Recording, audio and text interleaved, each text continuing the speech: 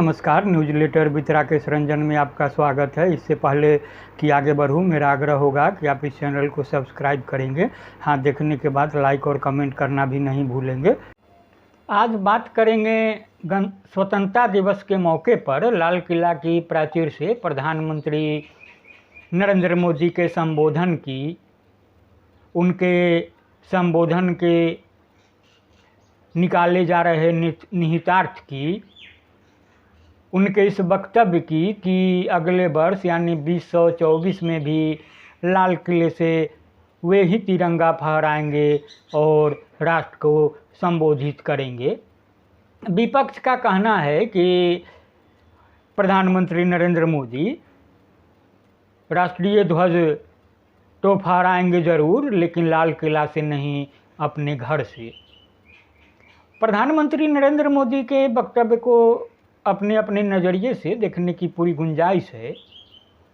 इस पर हम विस्तार से चर्चा करेंगे, लेकिन जो खास जवाब ढूंढने की कोशिश होगी वह इस बात की कि मोदी के आत्मविश्वास की वजह आखिर क्या है। तो आगे बढ़ते हैं। विपक्षी पार्टियां इसे अहंकार कह रही है।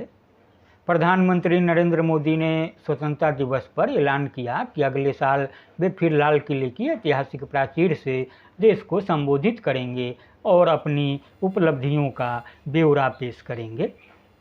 लेकिन यह अहंकार नहीं है, यह बिल्कुल वैसी ही बात है जैसी बात विपक्षी पार्टियां कर रही है। कांग्रेस, तृणमूल कांग्रेस या दूसरी विपक्षी पार्टियों को अपनी बात कहने के लिए भले लाल किले का मंच नहीं मिला है, लेकिन हर मंच से वे कह रही हैं कि अगली बार विपक्षी गठबंधन यानी इंडिया की सरकार बनेगी। अगर विपक्ष का यह कहना कि अगली बार हमारी सरकार बनेगी अहंकार नहीं है, तो मोदी का यह कहना कि हम फिर लाल किले से झंडा फहराएंगे अहंकार कैसे है? असल में यह अहंकार का नहीं, बल्कि दोनों तरफ आत्मविश्वास का मामला है। एक तरफ विपक्ष इस आत्मविश्वास से भरा है कि अगले लोकसभा चुनाव में उसकी जीत होगी, तो दूसरी ओर नरेंद्र मोदी इस भरोसे में हैं कि वे तीसरी और ऐतिहासिक जीत हासिल कर पंडित जवाहरलाल नेहरू का रिकॉर्ड तोड़ेंगे। अब सवाल है कि मोदी के इस आत्मविश्वास का कारण क्या है? किस आधार पर उन्होंने लाल किले से यह ऐलान कर दिया कि अगली बार भी वे झंडा फहराएंगे और अपनी उपलब्धियां बताएंगे? इस सवाल का जवाब लाल किले पर दिए उनके 10वें भाषण से ही मिलता है। उन्होंने अपने 10वें भाषण से अगले साल होने वाले लोकसभा चुनाव का एजेंडा तो तय किया ही, साथ ही भाजपा की ओर से पिछले 10 साल में बनाए जा रहे लोकप्रिय विमर्श को बहुत बड़ा विस्तार दे दिया। पिछले साल यानी आज़ादी के अमृत वर्ष में लाल किले से प्रधानमंत्री मोदी ने 25 साल का विज़न रखा था। उन्होंने कहा था कि अगले 25 साल अमृतकाल के हैं और 2047 में जब देश की आज़ादी के 100 साल पूरे होंगे तब तक भारत विकसित राष्ट्र बन जाएगा। 1 साल के बाद उन्होंने इस 25 साल को अगले 1000 साल के स्वर्णिम और भव्य भारत के निर्माण की आधारशिला बनाने वाले वर्षों में तब्दील कर दिया। उन्होंने अपनी पार्टी के लिए सिर्फ अगला कार्यकाल नहीं मांगा है, बल्कि अगले 25 साल यानी 5 कार्यकाल मांगे हैं, ताकि उस अवधि में ऐसे फैसले किए जा सके जिनसे स्वर्णिम और भव्य भारत का निर्माण हो। इसका मतलब है कि अब भारत को सिर्फ विकसित राष्ट्र नहीं बनाना है, विकसित राष्ट्र तो दुनिया में बहुत से हैं, अब वैसा स्वर्णिम और भव्य भारत बनाना है जो 1000 साल की गुलामी से पहले था। प्रधानमंत्री ने बहुत बारीक तरीके से यह बात कही।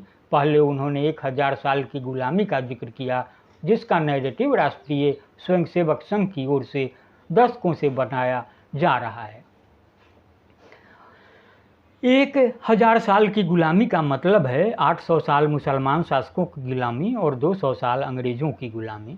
इसका जिक्र करते हुए प्रधानमंत्री ने कहा कि 1000 साल पहले एक छोटे से राज्य में एक राजा की पराजय हुई थी और उस हार ने 1000 साल के लिए भारत की गुलामी का भविष्य तय कर दिया था। उनके यह कहानी बताने का मकसद यह था कि फिर वैसी हार नहीं होनी चाहिए जिससे गुलामी का भविष्य बने।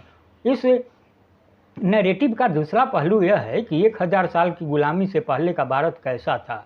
वह स्वर्णिम था, भव्य था, और उसमें मुस्लिम सिख ईसाई कोई नहीं था। वह आर्थिक रूप से समृद्ध एक हिंदू राष्ट्र था। प्रधानमंत्री ने 1000 साल की गुलामी का इतिहास और अगले 1000 साल के भविष्य का नैरेटिव सेट करने के तुरंत बाद युवा शक्ति की बात की। उन्होंने कहा कि देश के युवाओं के सामने ऐसा अवसर है जैसा कभी किसी के आगे नहीं रहा होगा। साथ ही उन्होंने उम्मीद भी जताई कि युवा इस अवसर को गंवाएंगे नहीं। वे चाहे जिस संदर्भ में युवाओं के अवसर की बात कह रहे हों, लेकिन असल अपील यह थी कि युवाओं के सामने फिर से मोदी सरकार चुनने का अवसर है। ध्यान रहे, पिछले 10 साल में देश के युवाओं के बड़े समूह को कई तरह के प्रचार, नैरेटिव और सोशल मीडिया के जरिए समझाया गया है कि मोदी के कार्यकाल में भारत का वैभव बढ़ रहा है और हिंदू राष्ट्र बनाने का वास्तविक अवसर सामने है। उस अवसर को हाथ से नहीं जाने देना है। उन युवाओं को 1000 साल में स्वर्णिम, भव्य और गौरवशाली भारत बनाने का सपना आकर्षित करेगा। ध्यान रहे, मोदी उम्मीदों और आकांक्षाओं की राजनीति करने में सबसे माहिर राजनेता हैं। इससे पहले के दोनों चुनाव अभियान में उन्होंने देश के लोगों की आकांक्षाओं को बहुत अच्छे तरीके से इस्तेमाल किया। अब उन्होंने नई आकांक्षाएं पैदा कर दी हैं जिनके बारे में उनका दावा है कि उन्हें वे ही पूरा कर सकते हैं। उनके आत्मविश्वास को जाहिर करने वाली दूसरी अहम बात उनके भाषण में यह थी कि उन्होंने 2014 और 2019 के चुनाव में भाजपा को मिले पूर्ण बहुमत का जिक्र किया और कहा कि उससे पहले की 30 साल की राजनीतिक अस्थिरता से सबक सीखकर देश के लोगों ने स्थिर सरकार चुनी है। मोदी ने कहा कि लोगों ने पूर्ण बहुमत की सरकार फॉर्म की तो सरकार को रिफॉर्म करने की हिम्मत मिली, जिससे देश ट्रांसफॉर्म हुआ। इसके कंट्रास्ट में दूसरी ओर देखेंगे तो अपने आप इस नैरेटिव का महत्व समझ में आएगा। दूसरी ओर विपक्षी गठबंधन इंडिया में कोई पार्टी ऐसी नहीं दिख रही है जो बहुमत के आसपास भी पहुंच सके। 1991 के बाद पिछले 32 साल में कांग्रेस का सबसे अच्छा प्रदर्शन 207 सीट का रहा है। सो सबको अंदाजा है कि विपक्ष की सरकार अगर बनती है तो वह खिचड़ी सरकार होगी।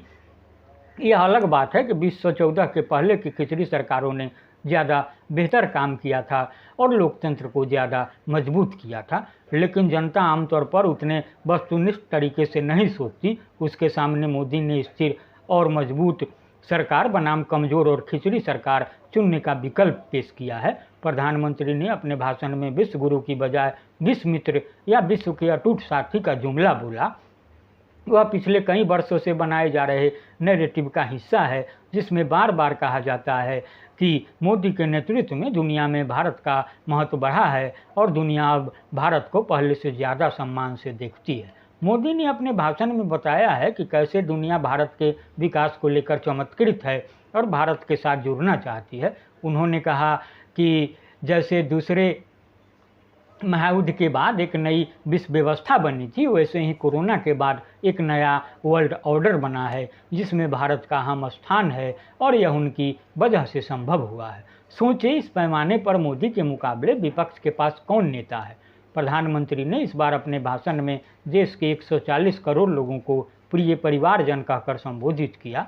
देश की बहुसंख्यक आबादी का बड़ा हिस्सा जो मोदी को पिछले करीब 2.5 दशक से हिंदू हृदय सम्राट के रूप में देखता था, उस समूह को यह संबोधन मोदी के और करीब ले आएगा।